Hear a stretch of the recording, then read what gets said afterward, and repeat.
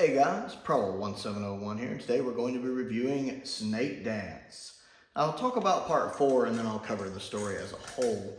Now, if you've been watching my reviews, I have been doing episodic reviews, you'll know that I wasn't as into episode 1, but I really enjoyed episode 2 and episode 3. Episode 4 is a little disappointing. It's still fine. It's good. It doesn't quite live up to episodes 2 and 3 for me. Maybe it's just I was a little tired when I was watching it today. It kind of has a Deus Ex Machina resolution, which feels a little too easy in a way. You know, the Doctor just thinks a little, kind of like in Modern Who, how usually part 1 is better than part 2 because part 2 kind of has to wrap everything up, and a lot of times Deus Ex Machina is the ending. It just feels kind of rushed. Usually two-parters in Modern Who, part 2 doesn't live up to part 1, usually. It's kind of like that here. Part 4 just doesn't quite live up to parts 2 and 3. Still good. I enjoy most of it. The part that really bored me is the part when the Doctor and the old man are kind of going through the little rite or whatever it is they're going through with the snakes, and he's letting the snake bite him, and that whole part is very boring. And I found myself losing interest, like, oh my God, how long is this going to take? Should I just fast forward? The incidental music also doesn't fit there. The incidental music right there itself isn't bad. It just doesn't fit what's happening on the screen for me. I found myself going, the incidental music does not match what's happening on the screen and is adding to my boredom. The incidental music in this episode didn't thrill me much. I didn't like it in part 1 either, whereas in like part 2 and 3, I liked it more. It's not really doing much for me here either. I can't quite figure out what's up with one of the guest characters' mother, the mom character in this. It's like there's a couple times where it feels like they're going to do something interesting with her character, and then they don't. Like you see her questioning things, kind of questioning her son. You kind of figure maybe she'll come around and realize what's going on and help the Doctor. That doesn't happen. And then you see those few shots of when she's just kind of staring away, looking out the window, and she doesn't answer. And you kind of get this feeling that she's thinking things through, having doubts about stuff. But then when you see her a scene later, she's just talking with her son again. So it's a couple times it sets her up like she's about to have some major breakthrough as a character. And then it goes nowhere. It feels really jarring and out of place that nothing happens when it seems like they're setting it up for something to happen. Again, the guest cast doesn't really impress me much. The guy playing the male that's possessed by the Mara, he's pretty good. I like him. And then the guy, again, I've talked about before, kind of playing the assistant, the one that helps the Doctor escape at the end of part 3. I like him as an actor. I like that bit when the Doctor helps Nyssa down, and she's like, I could have done it myself. And the assistant guy just kind of looks at the Doctor, and he's like, I'm not going to lie, it's a little nuanced thing, but it feels very organic and natural, and I liked that. I got a kick out of that. It feels like a very improvised moment where he was just, women, kind of look he has, like, I don't know. It amused me immensely. And Nyssa continues to not have much to do, but I did like the fact she said that when the Doctor helped her down. She's like, that's fine, but I didn't need any help. It feels like a very lady thing to say, and I will admit, I did appreciate it. It felt very realistic, and I liked that. But I feel bad for Sarah Sutton. She's fine in the story, but Nyssa has nothing to do. She's just kind of there. Kind of like how in the Whittaker era, sometimes you get that impression there's just too many companions. You kind of have that here, even though there's not a lot of companions. It's just Nyssa and Tegan, and Tegan's possessed by the Mara. But it still feels like they have nothing for Nyssa to do. So that's a big issue with it. Plus her outfit's terrible. I don't know what's up with that outfit, but it's terrible. Janet Fielding is great in this for the most part. The one part at the end where her face is kind of superimposed on the Mara's head looks weird. I can never decide if I like that or not. It's been a few hours since I watched part 4, and I still can't decide whether I like that or not. I either like it and it's a neat effect, or I don't and it looks terrible. I can't decide. But when the Doctor is battling her and the Mara is weakening, I can't understand a lot of her dialogue there. Like, I get that Tegan's calling for help at one point, but there's a lot of that when she's talking. I'm sitting there going,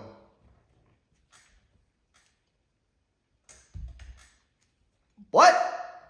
So I can't quite make that out. So I'm not quite sure what the Mara's saying. Obviously, the Mara's struggling and losing its power, but I can't actually tell what the dialogue is.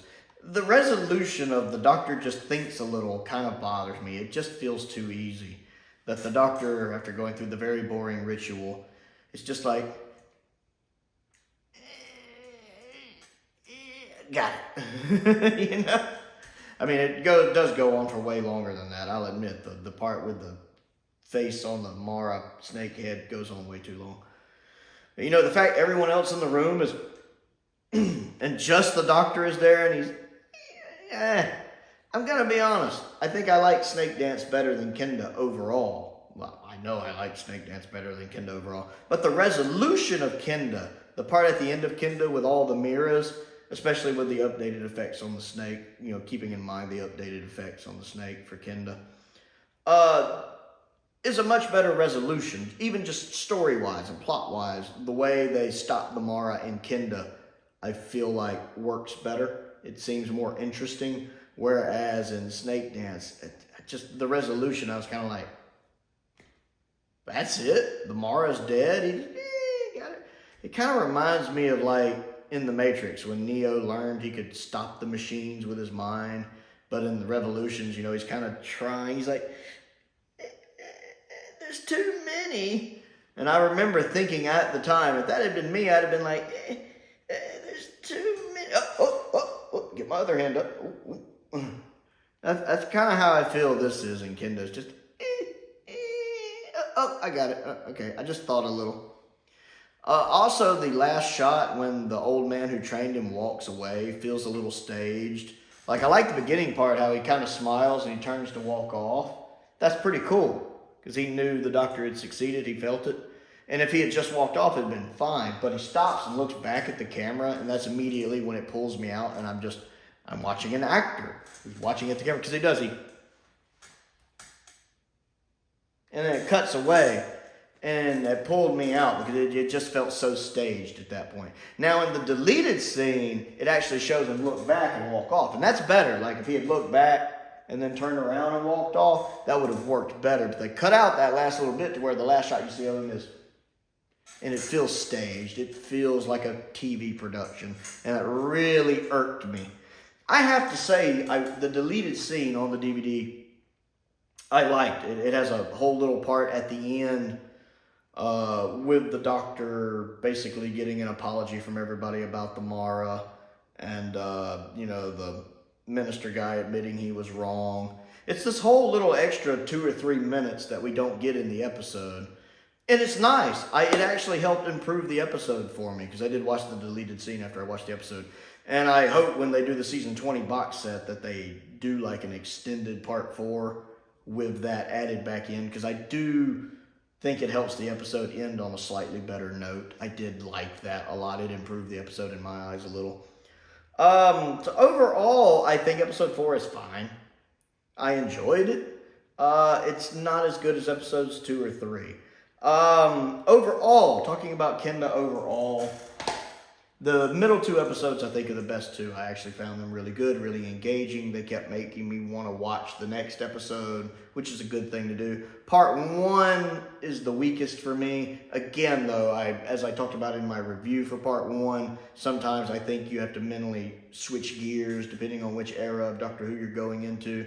So if you're going from like 60s Who to 80s Who, it might take a minute to kind of get into that 80s Who mindset. So it could have been some of that. Also, I went into Snakedance knowing it's a sequel to Kenda. I don't really care for Kenda, so it kind of had that working against it. I found part 1 very meh for the most part, but with good cliffhangers. I will say that the cliffhangers to episodes 1 and 2 are really good cliffhangers. I really, really liked those cliffhangers. Really good. Especially part 1. Part 1, that's a heck of a cliffhanger. Part 2's is really good too. Part 3's is okay. I think it would be better if Nyssa didn't do that weird out of character scream. It feels very out of character and very just, I'm supposed to scream now. It's not a bad scream. Sarah Sutton does a fine scream. It just feels out of place for Nyssa to scream like that. But I do like the security guard who just shows up like Batman. Like they run into the one guard, back the way we came, and the camera pans over and this other guard has just suddenly appeared. And I expected that other guard to just be like, I'm Batman. And then take off his helmet and it's Michael Keaton. Because I was like, that guy could give Batman lessons. So the part 3 cliffhanger was fine. I wasn't overly bothered by it, other than the scream seeming out of place. And Janet Fielding's good as the Mara. One of the things I liked about Kenda, one of the few things I liked about Kenda, was Janet Fielding when she was the Mara. She just wasn't possessed by the Mara for very long in Kenda. So it's nice to see more of that here, even if her performance is a little more toned down from what it was in Kenda. But it's fine. The guest cast don't impress me a lot, aside from the 2 I mentioned, honestly.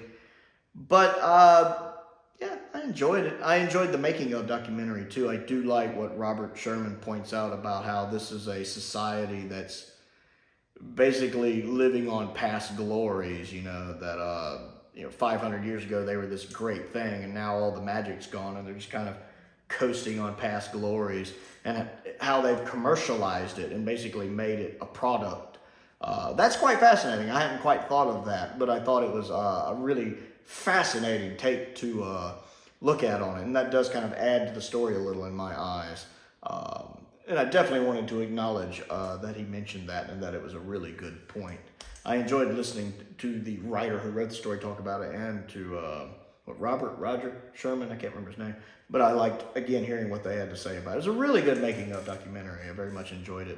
And I liked listening to Fiona talk about directing it, because I really like Fiona. She's a good director. I know she also does Planet of Fire, and I know she does Enlightenment as well. And then she does more than that. I think she had 4 or 5 stories. But I know she did Planet of Fire, which I enjoy, and Enlightenment, which I really liked.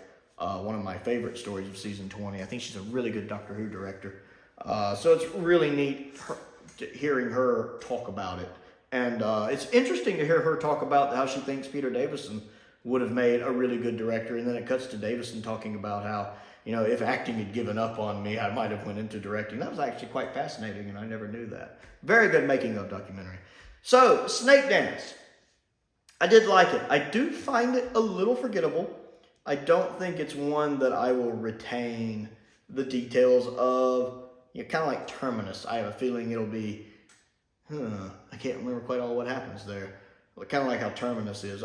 It'll be interesting to see what my second viewing of Snakedance is and how my opinion changes of it. It's definitely one of those that I'm curious to see what my second viewing opinion of it will be, even though that viewing will be a long way away.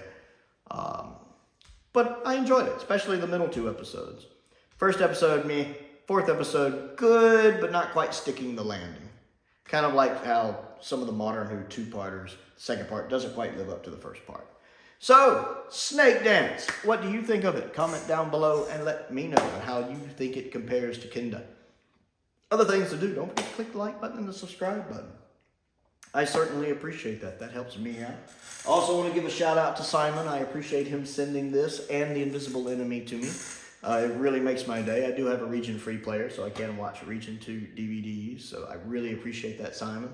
If there's anything you would like to send me, my P.O. box is down in the description below. I certainly appreciate if there's anything you want me to look at and review. I also have a Patreon if you would like to support me that way. There is a link to that down in the description as well. I want to give a shout out to some of my top tier patrons, Colin Coney, Finn Perkins, and Stephen Crane. I appreciate their support, as I do the support of all of my patrons. I also have an Amazon wish list, and a link to that's down there as well. Most importantly, though, thank you for watching.